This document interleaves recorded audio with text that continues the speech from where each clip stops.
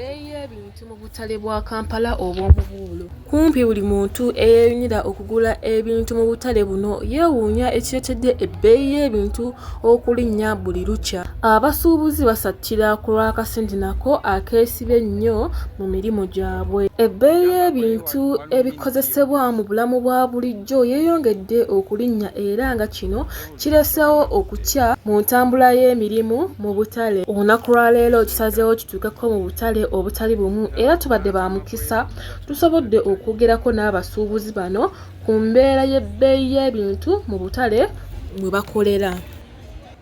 It's an economy I don't know, but they are too small. That's why I have to add more eggs, like 10 eggs into chapatis, so that I can feel what I'm eating. If it increases, then maybe they will come again.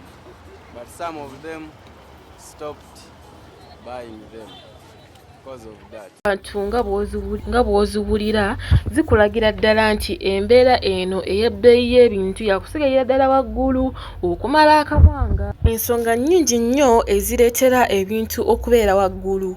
Abasuubuzi bano basabye gavumenti okubaako ky'ekola okusobola okukuuma omulimu gwabwe ogw'obusuubuzi. Nze Nantime Bridget, MRU TV, Pokopoko News.